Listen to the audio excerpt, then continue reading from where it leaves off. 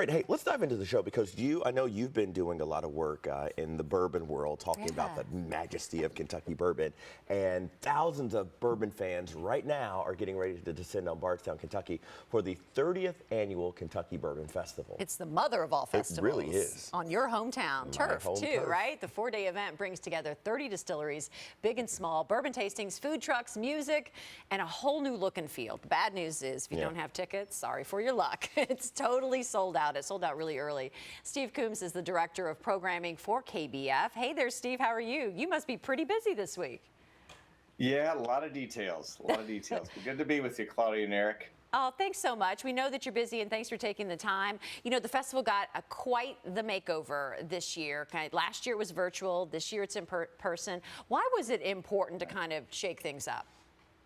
Well, you know, it's like Randy Prosser, our president, says, you know, no business model stays the same for 30 years. And typically, if a business model does stay the same that long, the business may be in trouble. So we decided to have a new business model that would be very bourbon centric. In fact, this was what the distillers asked us to do. They really wanted us to put attendees in a situation where they could taste their products right there on the lawn. So this will be the first time in the festival's 30 years that people will be able to enjoy bourbon samples on the lawn while they walk around, meet distillers, meet, you know, all these industry rock stars that they follow in social media or products they buy because they've met them before. And it's going to be a really good face-to-face interactive experience for the people. I've not gotten to have that before. And part of that is certainly not the Bourbon Festival's fault. Laws have changed and have allowed some of these things to happen. So we're taking advantage of that, and we're bringing the bourbon to the people and getting sips to lips. I like that, sips to lips. There you go. Steve, you're the director of programming, which means you're in charge of all of the educational events that are taking place at the festival. What's the range of events that are planned, the most unusual and maybe the most different?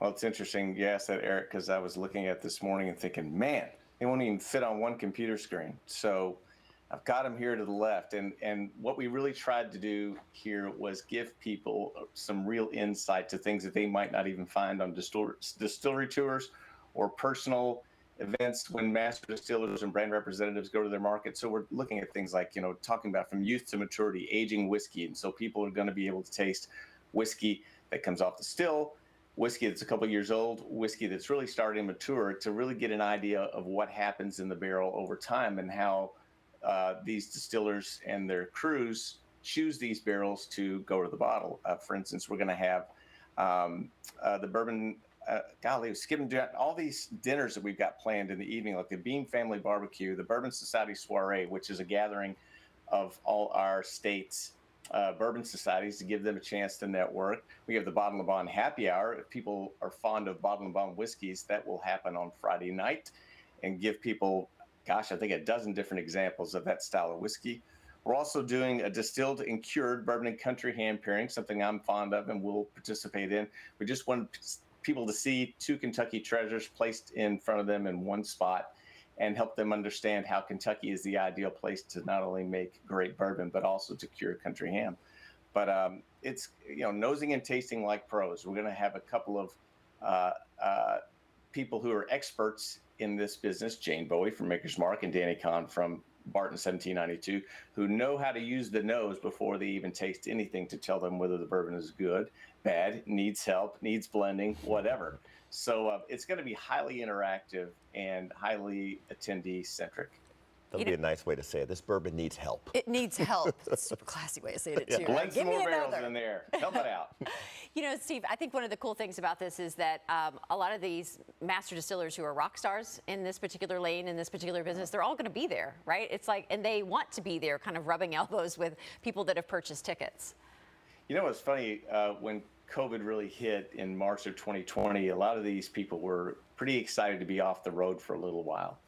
And it didn't take maybe a couple of months before most of them were saying, I don't miss being on airplanes, but I miss people.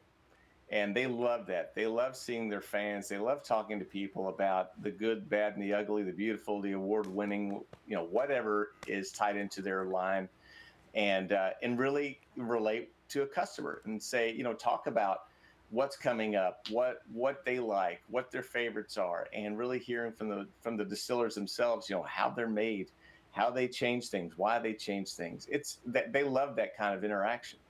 Well, Steve, thank you so very much. We certainly wish you luck, because when the bourbon industry does well, we all do well. Yes. When Bardstown, particularly in the bourbon industry, do well, we all do well. So Amen. thank you so very much. I remember your reporting on that, Eric, a couple of years ago. Well, thank you. I'm glad to see that you saw that. Thank you so much. Hey, the 30th annual Kentucky Bourbon Festival is September the 16th through the 19th. For all the information, visit KY bourbonfestival.com. That's right.